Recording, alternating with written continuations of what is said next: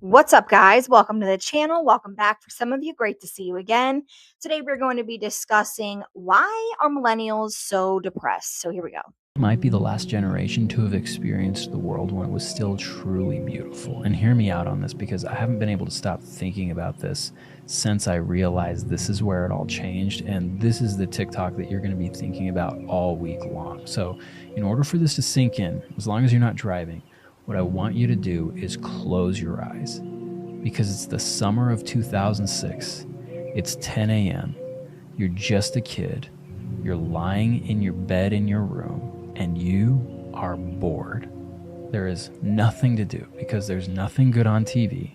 You don't have a cell phone and you can't use the internet because you're not allowed to, because it ties up the phone line. The whole house is quiet. And that's why you can hear the breeze outside. And that's where we all got acquainted with that bird that we came to know so well. That's the mourning dove, by the way, and they're still existing and plentiful. They're around my house all the time. I always make that sound at them, and then they all look at me like, why is that thing making the sound that we make? It's really funny. They're still out there, guys. Just go outside. And you are just lying there, wondering if your crush is thinking about you, wondering if there's still pizza rolls in the freezer, wondering what it is you're going to do today. I haven't had a pizza roll in like 15 years. Now I want a pizza roll. Thank you. And that quiet isn't interrupted by a notification. That quiet is interrupted by the doorbell. Or maybe it's one of 30 texts that you'll get this month because that's all you paid for on your plan. But your day is interrupted by your squad who shows up on bikes, or maybe they have an older sibling that came to pick you up in their vehicle, and that's like a really, really good day. And when your friends show up, that's when the whole day starts, and you all go out together, and you don't have cell phones, you're just with each other, and you talk to each other face to face. And here's the really big one, is whatever you do today is going to boil down to 3 solid options. You're either going to hit the mall, and you don't go to shop or spend money. Like, you're not going to actually do anything. It's just to be somewhere else together.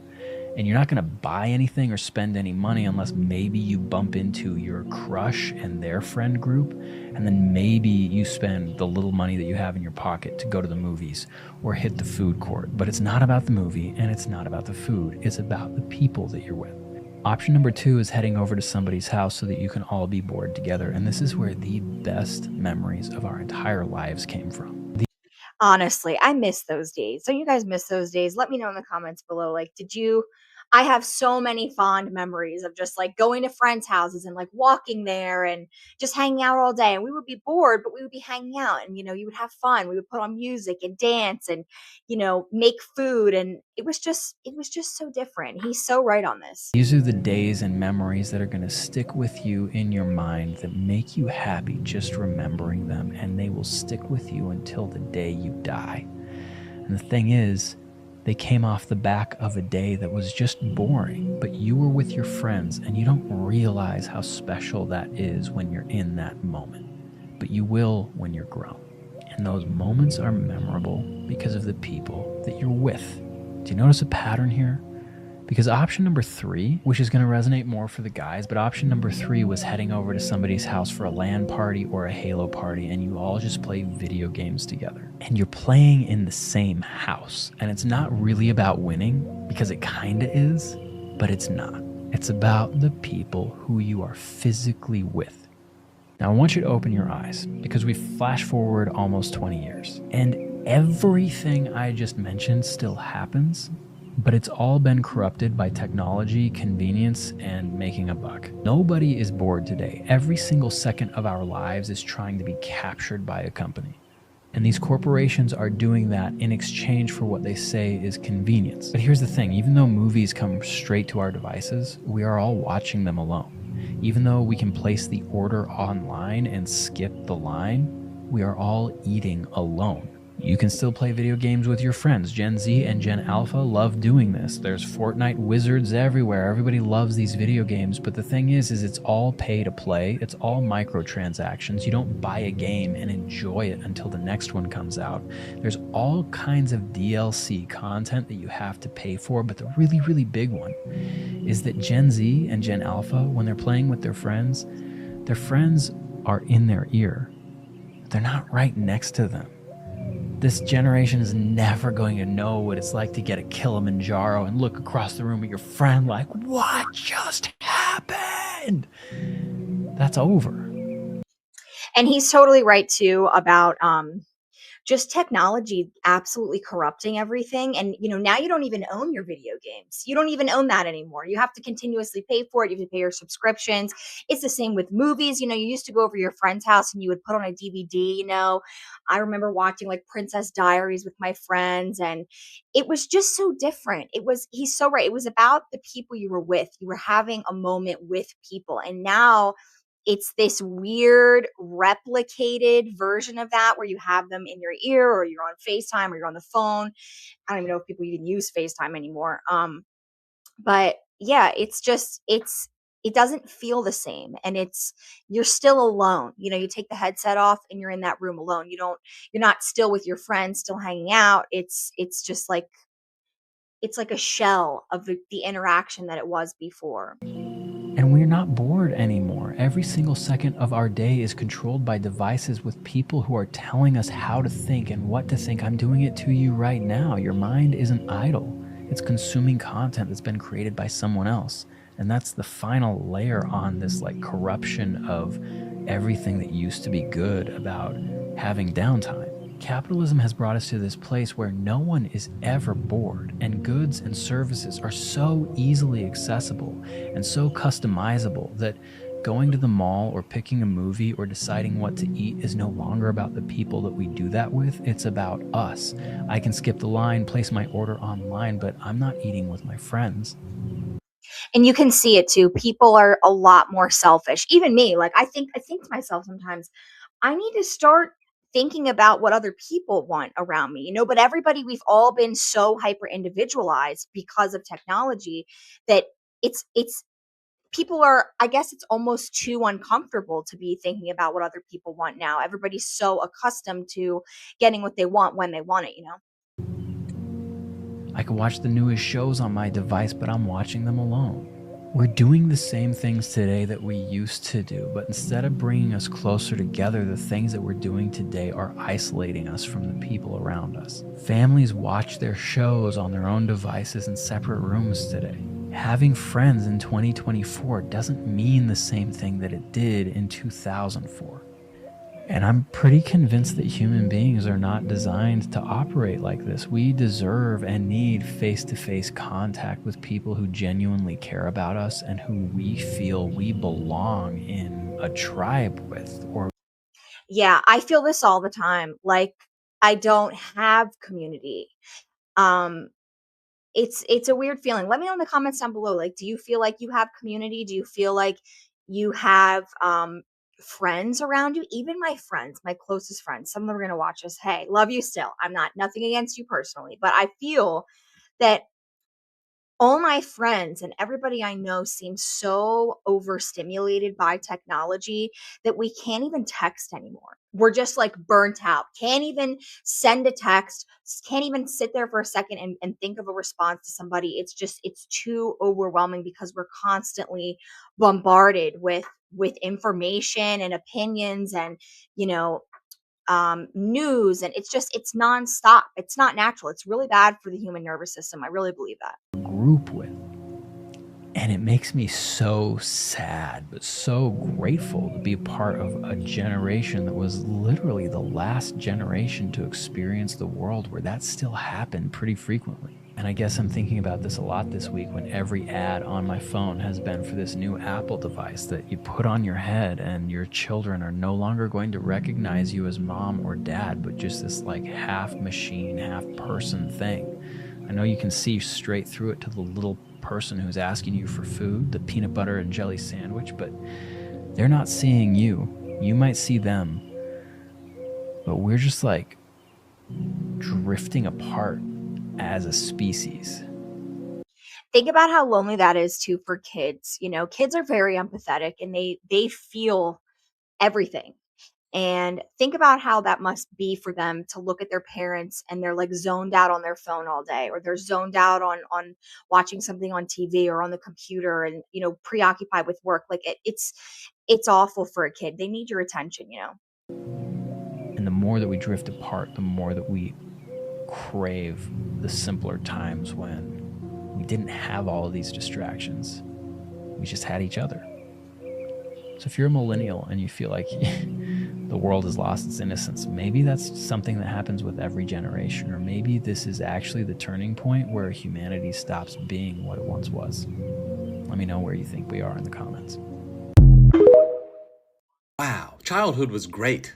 I'm excited for a bright future. 9/11. What? Yeah, it's 9/11. It's going to be the worst terrorist attack in human history, and the world's never going to be the same.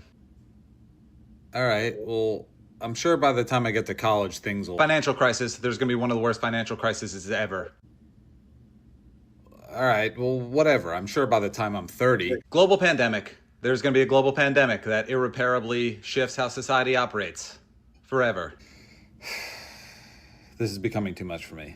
This is really how it's been. Like my whole life, it's just been every couple of years, there's like a huge global crisis. It's exhausting.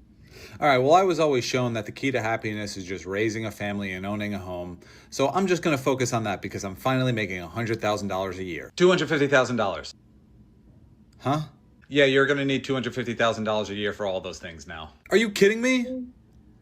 Gee, I mean, I guess I'll just go back to medical school then. $300,000, that's going to cost $300,000 and also 10 years of your life. Oh my... Whatever, I'll just pursue my passions and become an artist. They're going to try to replace you with AI. Good God. I can't deal with this anymore. I'm just going to revert back to my childhood and watch some of my favorite shows. Try to forget about this. Child abuse. What? Yeah, child abuse. They were all abusing children. Ugh. Yeah, even our childhood is ruined, honestly. When you look back at all those shows like Nickelodeon, like iCarly, all those shows with like Dan Schneider, and you look at really like objectively what they were saying and the jokes that they were making, it's ruined. It's ruined for me. I can't watch it anymore. I need to go back to church. Also abusing children. I can't do this anymore. Is the government at least like trying to fix this? Abusing children? Abusing children, yeah. Cause don't nobody want to work no more. No, we can't find good help. That ain't it. First of all, you right. Nobody wants to work anymore, but can you blame them? You get up, you go to work, you clock in, you making somebody else rich. Not only are you making somebody else rich, you're barely making enough to maintain your life or maintain financial stability. Because when you do get paid, you have to disperse so much money throughout the month that you're left with crumbs. And what do you have to do with those crumbs? You have to make those crumbs last to the next paycheck. Now, who is in the rush to do that? Not to mention, the companies damn near don't even care about you. If you pass away today, they will have you replaced tomorrow, and they probably ain't gonna send no flowers to your funeral, okay? Out finding good help. Nobody wants to get up and work in this country when we are getting paid crumbs. A lot of us, if you are a millennial and older, I know you tired. I know your body hurt. I know that you are exhausted from punching that clock. I am 38. About to be 39 in exactly 30 days. I've been working since I was 14. All these young kids have to do is look at a millennial and see how tired we are and understand what they have to look forward to. And they don't have to look very far because a lot of the kids that's 16, 17, 18 years old, their parents are millennials. So they can hear their mom and daddy talking about how tired they are. They can hear their mom and daddy talking bad about the jobs and about the workforce or whatever. Like they can see the struggle, unfortunately. So why would they go and clock in and give that company 100%? They know better. And I'm so glad they know better because had I known then what I know now, I would not have been a worker bee at such a younger age. I would have figured out some other shit. And not to mention the millennials that just have so much student loan debt that even if you get the best job you can find, you're going to be paying those student loans for the rest of your life. And the other thing about all this that really gets me, and something that I always think about, like when I was back clocking in somewhere, you know, I could not help but think about the fact that I was literally selling my time here on this earth. And we don't have that much time, guys. We're only here for, you know, if you get 70 years, you're lucky these days. And you're literally willingly giving it up so some rich guy can make money off of your labor, and then you can then pay other people off of your labor, and then you barely have any left for you. And at the same time, you didn't get to go spend time with your loved ones. You barely have the energy or time to even talk to them anymore. You know, it's just a bad deal all around. And I'm glad people are waking up. I am. It's a trap. It's all a trap. Millennials are not weird. We're traumatized and motherfucking tired. We survived a lot of shit. Recessions, dial-up internet, MySpace top 8, LimeWire, low-rise jeans, diet culture. What do you know about that? Not a goddamn thing. We were sold a bunch of lies disguised as dreams, presented in a Lisa Frank folder, the first one being that college equals success, only to be left with crippling student debt and zero hope of ever being able to buy homes of our own. Yeah, I had to start a whole business to pay off my student debt, and it's working out so far. I mean, I'm doing it, but it's not easy, and I really wish I never even went to college. It was a complete waste of time for me personally. I understand for some people it works out, but for a lot of us, mm-mm. We were also taught, sit up straight, don't talk back, do as you're told, fix your attitude.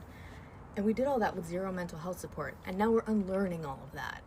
So no, we're not weird. We're unapologetically My dog farted and I can smell it all the way over here. Peggy. authentic, in cursive. Hate on it, weirdos. Why is everyone in their 30s struggling so bad? Why are the millennials having such a hard time in life? I was talking to my mom earlier today, and I just had a thought. I was just like, dang, why is everybody my age having such a hard time in life? And don't get me wrong, they're not like down bad, but they're not like up good or up doing well. Everyone just seems like their life is really hard. Like it's not nowhere on the same page as the life that they wanted for themselves. And it's like, is that not discouraging? To look around you and your friends and family and realize that they all on a deep level seem extremely unhappy. What does that even mean? What does that mean for us? What does that mean for me? Like, what does it mean? Like, is that it? Is this all there is? Or is it just us? This can't be the only life that's an option. And I just realized talking to my mom, like I was like, that just can't be me. That just can't be my life. I just cannot accept the worst of the worst. I cannot succumb to the lifestyle of those around me. And that's why I've always kind of felt different. Just because I refuse to let unhappiness be my legacy. I can't.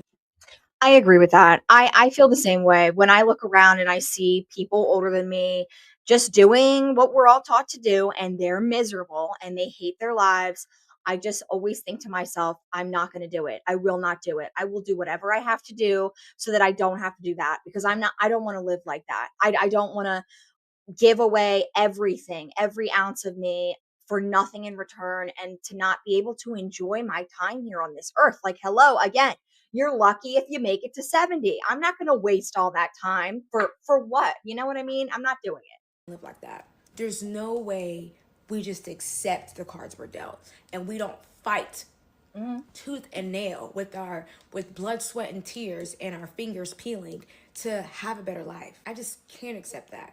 I just can't accept that that's the only option that we have.